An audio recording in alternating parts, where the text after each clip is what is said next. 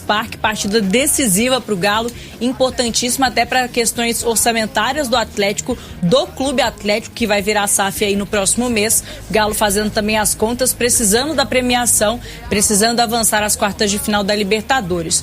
Mais de 40 mil torcedores são esperados, Pedro, no Allianz Parque amanhã. A torcida do Atlético é minoria, obviamente, jogando fora de casa. Pouco mais de 2 mil ingressos foram disponibilizados, mas já estão esgotados. A torcida do Galo vai sim marcar presença e, claro, quer o Atlético virando esse jogo, sabe que precisa vencer por 2 ou mais gols de diferença para avançar às quartas de final sem precisar dos pênaltis.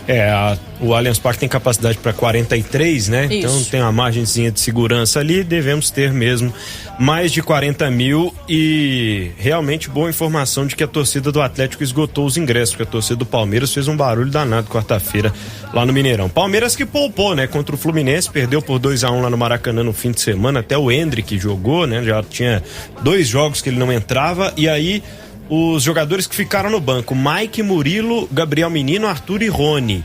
E os jogadores que nem relacionados foram Piquerez, Zé Rafael, Veiga e Dudu. Eles poupados, né, não jogaram contra o Fluminense lá no Rio de Janeiro. Vamos ouvir o que disse o Rafael Veiga a respeito da força da torcida no Allianz Parque e se tá ou não apegado à vantagem de 1-0 construída no Mineirão. Cara, pra mim é não pensar nessa vantagem, né? A gente fazer o nosso jogo sólido, consistente durante os 90 minutos e não pensar nessa vantagem, né? E depois do jogo a gente realmente vai ver o que acontece, né? Eu acho que o maior compromisso nosso é com nós mesmos, é fazer o nosso melhor, é sair de campo realmente com um pensamento assim, poxa, fiz tudo o que eu podia fazer para conseguir a vitória. E é isso, no final, né, a gente usa essa vantagem. A torcida aqui faz, né, uma festa, uma atmosfera incrível que realmente quem está no campo sente a diferença. Espero sim que quarta-feira de novo eles, né, nos apoiem, cantem, porque realmente para quem joga contra a gente é muito difícil e pra gente apoia muito, então essa parte deles também é fundamental para que a gente possa ganhar o jogo. Lélio Seabra de Mara, faz diferença esse luxo, entre aspas, que o Palmeiras teve de poupar os jogadores no fim de semana? O Galo não poupou para ganhar lá em São Paulo. Faz muita diferença, a questão física, né? O próprio pensamento do jogador muito voltado especificamente para um jogo, né? Porque não é só poupar, mas é deixar que o foco deles permaneça na Libertadores, né? É claro que o Atlético está com foco na Libertadores, tanto que eles ficaram lá, isso também de ficar junto ajuda e, né, tem um peso muito grande. Mas o fato de você ter banco, ter condições de poupar, não precisar tanto do resultado como era o caso do Atlético, né? O Atlético tinha que tentar vencer para ganhar força para ir para essa decisão. Então, claro que isso ajuda muito. E eles foram até de avião, menino, né? Menino, foi a primeira viagem foi deles, a estreia, né? Do avião da Leila. A estreia, eu achei que eles já tinham vindo para cá, nele foi não. Não, foi estreia do avião da Leila. Agora, o Palmeiras perdeu o jogo, né? Pro Fluminense. Poupou, perdeu o jogo. Mas ainda assim, na tabela tá tranquilo. Tá com 31 pontos, tá lá em cima, junto com o Fluminense, inclusive, né? E junto com o Flamengo também, todo mundo com 31 pontos e o Bragantino também. Eu acho que essa questão de poupar, quando o time tá começando, o técnico tá começando um trabalho, o time não se conhece e tal, quanto mais jogar, melhor, entrosamento e tal. O time do Palmeiras se conhece de cabo a rabo. Todo mundo ali se conhece. Então, não tem muito segredo. Eu acho que o poupar ali do Abel, o Abel sabe administrar bem isso e ele fez certinho. Ele poupou aqui para poder. O foco total na Libertadores. Vai ser um jogo complicadíssimo com o time titular, com o time misto, com o time reserva. Claro que na Libertadores o Palmeiras vai com o time titular, mas o elenco do Palmeiras, que o Abel sabe administrar muito bem, é muito forte, né? E aí, por isso que, né, o Jorge Jesus, ele deixou um legado, mas que acabou não sendo copiado. Ele não poupava ninguém, e o Flamengo voava jogo a jogo, né? Em 2019. É por isso que eu falo, é com certeza o maior time que eu vi na história do Campeonato Brasileiro. Não poupava na Libertadores, nem no Brasileiro, ou seja, aqui a ordem é inversa, né?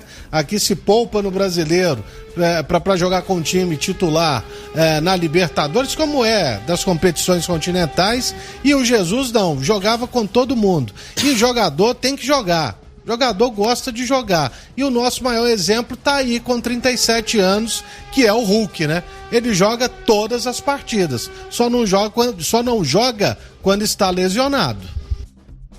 E destaque, né, desse time do Galo. Eu ia falar só que o Everton e o Gustavo Gomes foram titulares, jogaram o jogo inteiro. Rony, Mike, Arthur e Gabriel Menino, né? Foram os considerados titulares que entraram aí no decorrer do jogo. É tanta gente boa. É, escalação com o Everton, Mike, Gomes, Murilo e Piquerez, Gabriel Menino, Zé Rafael e Veiga, Dudu, Arthur e Rony, o time do Palmeiras para amanhã. E o do Galo, Giovana? O do Atlético não deve ter muitas alterações em relação à equipe que venceu o São Paulo no fim de semana por 2-0. Claro, entrada do Everson, goleiro, cumpriu suspensão contra o São Paulo no domingo. Matheus Mendes foi o titular, retorna à equipe nesta quarta-feira. Além disso, fica aquela dúvida no meio-campo, que o Atlético não tem mais o Zarate, inclusive foi titular na partida contra o Palmeiras, acabou se lesionando, teve um problema na coxa, mais uma vez no mesmo lugar, parte posterior da coxa direita, então segue de fora.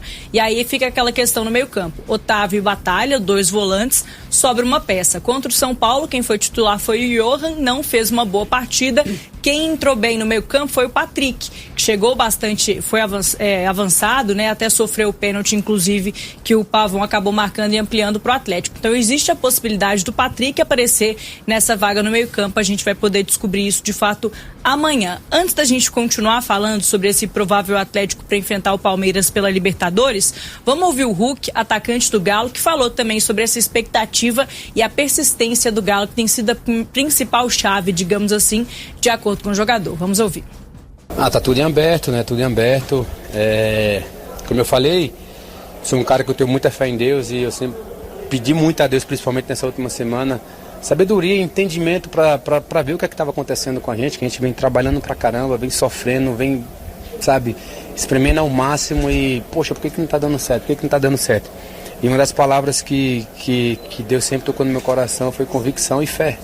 Vai que vai dar certo, vai que vai chegar a hora, entendeu? E às vezes nós seres humanos, nós somos egoístas, a gente acha que a hora é hoje, tem que ser hoje, a gente não quer saber de amanhã.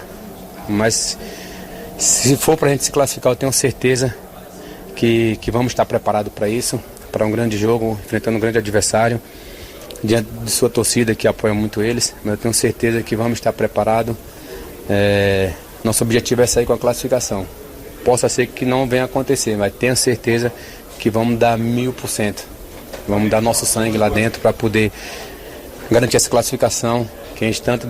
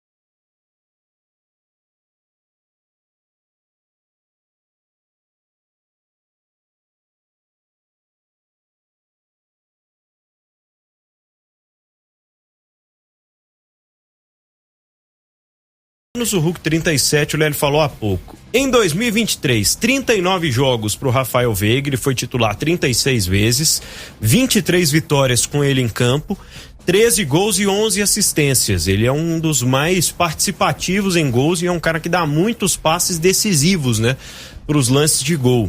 O Hulk, 40 jogos, 35 como titular, 21 vitórias do Galo com ele em campo. São 22 gols, 9 a mais que o Veiga, mas ele tem 6 assistências a menos, são 5 assistências para o Hulk. Vocês com bala na agulha, SAF Seabra, SAF de Mar e SAF Lélio. Quem vocês contratariam hoje, dia 8 de agosto? Tô reabrindo a janela aqui, tá? Não esquentem com isso, não. Ele é a FIFA. Entendeu? Eu sou a FIFA, tô reabrindo aqui a janela de transferência e eu vou começar com o meu voto. Porque pra mim são 2 jogadores muito decisivos, 2 jogadores com passes decisivos, né? São 2 jogadores que encontram espaços ali, principalmente no miolo da zaga.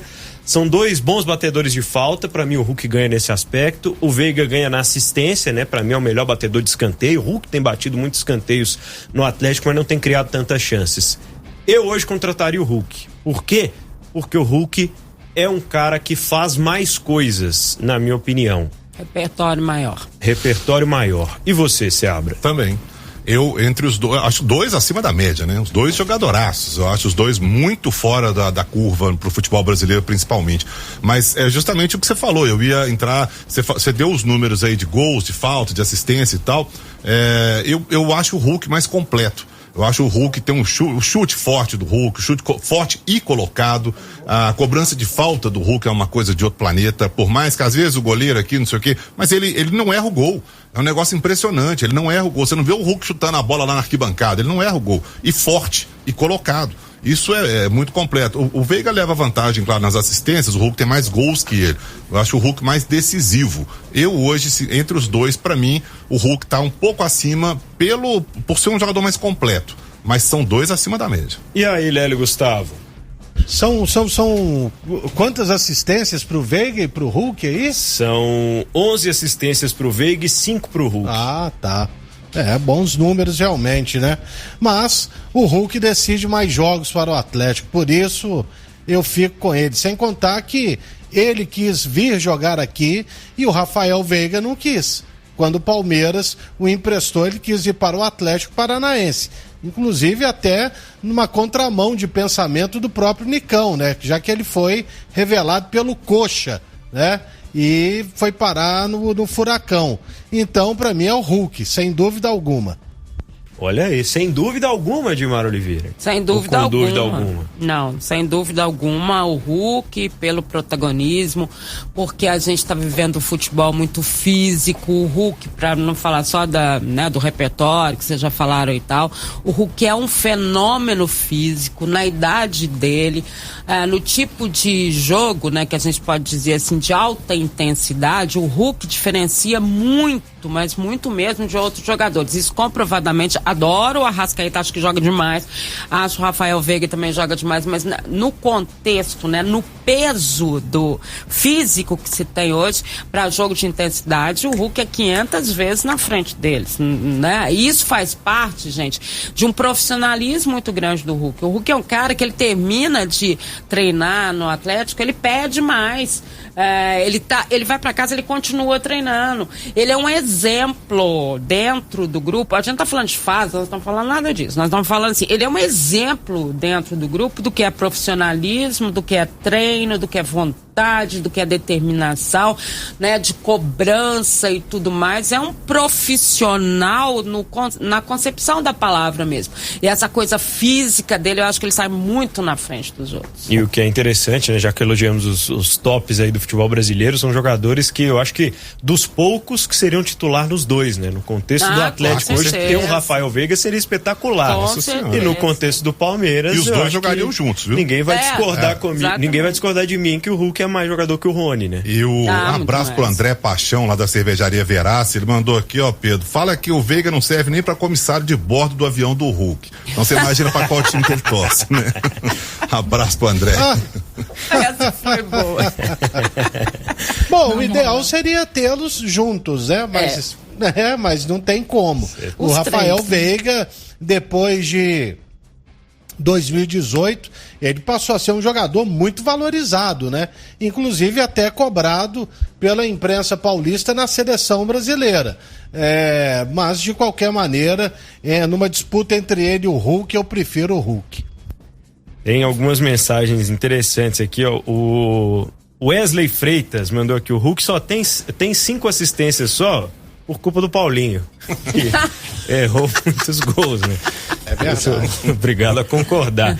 O que mais você destaca desse Galo pra gente, Giovana? E você, Hulk ou Veiga? Time Hulk ou Time Hulk? Você é doida de discordar de vocês todos, né? Vou de Hulk também. E até porque a gente vendo os números do Veiga e comparando com o do Hulk, o Veiga acaba que divide mais esse protagonismo, né, do que o Hulk. O Rony, Arthur... Outros jogadores também marcam mais gols do que o Veiga, até dentro de campo também. Então acaba que divide esse protagonismo, diferente do que acontece com o Atlético. Apesar disso, Paulinho, artilheiro da Libertadores, são 7 gols marcados. É o vice-artilheiro do Galo também na temporada, perde apenas pro Hulk. Vamos de provável Atlético então. Everson no gol, Saravia na lateral direita, Gemerson e Igor Rabelo formando a dupla de zaga do Galo mais uma vez, com Guilherme Arana pelo lado esquerdo. Meio campo, Otávio e Batalha, a dupla de volantes, e Johan, ou quem sabe Patrick, talvez até Igor Gomes, pode aparecer nesse meio campo do Galo contra o Palmeiras amanhã. Ataque, aquele trio que a gente conhece, Pavon, Paulinho e Hulk. Este é o provável Atlético para poder enfrentar o Palmeiras amanhã, decisão na Libertadores. Falando sobre a zaga do Galo, Gemerson e Igor Rabelo vem sendo a dupla titular do Atlético nessa questão defensiva. E aí, na partida contra o São Paulo, o Gemerson acabou saindo de campo porque tinha cartão amarelo, inclusive, recebeu logo no primeiro minuto de jogo, e aí o Maurício Lemos entrou na zaga durante o intervalo. A gente não espera que o Filipão faça uma alteração nessa dupla de zaga neste momento. Vocês concordam com isso? Vocês acham que não deveria ser feito? Pelo menos tem se encaixado, né, Gemerson e Rabelo? Eu acho que ele não vai fazer. As informações que a gente tem de São Paulo são de que hoje à noite acontece a conversa, né, normal, que se acontece antes do jogo, e que vai ser feito o mesmo trabalho que foi feito antes da partida do São Paulo. Qual é esse trabalho? É conversar com os jogadores, saber deles como eles estão se sentindo para uma decisão como essa, né? Vai chamar cada um, individualmente, o Gemerson e tal, falar assim: e aí, você tá sentindo que tá ok pra você? Como é que você tá psicologicamente? Isso que o Filipão até citou a psicóloga do Atlético no último jogo, né, na primeira vitória dele no comando do Atlético, e é exatamente a mesma conversa que vai acontecer hoje à noite. E isso vai ajudar na decisão ali, obviamente, com a parte técnica, mas também com os jogadores podendo dizer o que eles estão sentindo, né? Acho que isso é importantíssimo. Muito importante mesmo, porque se você entra com o cara e fala assim: não, tá pesando em mim, tô meio confuso, não sei o quê. Mas é isso que vai acontecer. E não acho que o Felipe vai mexer não nesse momento. Eu entraria com o Maurício Lemos e o Igor Rabelo. Na minha dupla de zaga, o Rabelo jogou muito contra o São Paulo, voltou voando aí. E pra mim o Lemos tá um pouco assim. O Gemerson, inclusive, você falou do cartão, né? Foi com menos de um minuto num vacilo dele. Ele tava nervoso demais, né? Ele perdeu o tempo de bola e aí teve que segurar o jogador de São Paulo, ele acabou levando cartão amarelo com 40 segundos de jogo. Primeiro o Otávio, primeiro lance, o Otávio deu um toque bizonho pro nada e tocou pra lateral. No segundo lance do jogo, o Gemerson segura. Eu falei, o que espera esse jogo, né? Foi exatamente, o Atlético ficou bravo, né, gente? O Atlético acabou vencendo o jogo, jogou bem, a coisa toda andou certo, né? Logo no início o Hulk fez o gol, deu mais tranquilizado. Mas a minha dupla de zaga seria Igor Rabelo e o Maurício Lemos. Eu já entraria com Bruno Fux e com Allan Kardec pra ser o líbero, pela altura. É onde o Palmeiras vai incomodar. E achou o gol aqui no Mineirão, né? A jogada foi escorada pela direita e ele fez o gol. Claro que o Allan Kardec não sabe jogar como líbero, né?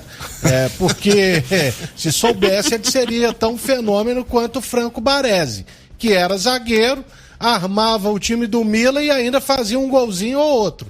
Só pra gente se lembrar dele. Mas porque o líbero é aquele cara que ele tinha liberdade de...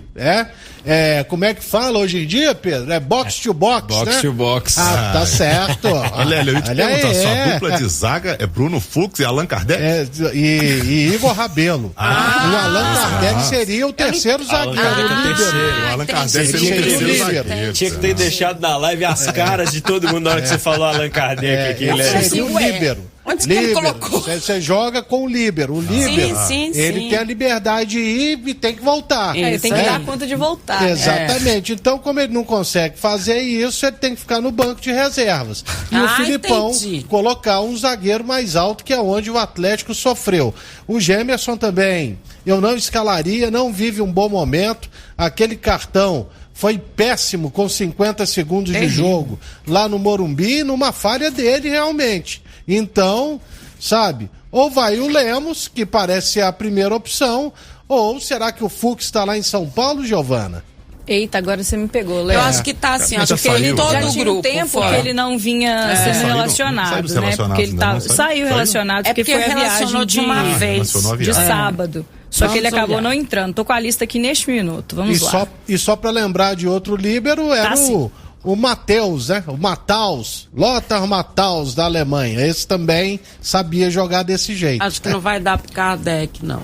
Assim, pelos exemplos, não vai dar, não. Infelizmente, não. Aí precisa de um técnico revolucionário e bem à frente do seu tempo para descobrir um jogador com esse perfil. Verdade. É isso, o Bruno Fux viajou sim, já tem tanto tempo que ele não entra em campo, né? Ele acabou se lesionando e aí demorou um pouco para ser liberado pelo departamento médico, não vinha sendo nem relacionado para as partidas do Galo, mas viajou para São Paulo e aí está à disposição também do técnico Felipão, mas não imagino ele como titular nessa partida de amanhã.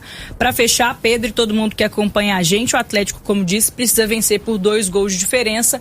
Uma vitória por 1 gol de diferença acaba deixando o Atlético para definir a vaga nos pênaltis. E a última vez que isso aconteceu, o Galo acabou sendo derrotado pro Corinthians, eliminado depois de conseguir 2-0 aqui. Perdeu por 2-0 na Neoquímica Arena, oitavas de final da Copa do Brasil nesse ano. Há 2 meses, o Atlético teve uma cobrança de pênaltis terrível. Edenilson errou, Hulk acabou parando no goleiro Cássio e também o Batalha errou, mandou a bola para fora. Só o Paulinho acertou a cobrança daquela vez. Então o Atlético espero que tenha pelo menos treinado durante esse período de cobranças de pênaltis, porque pode ser que precise.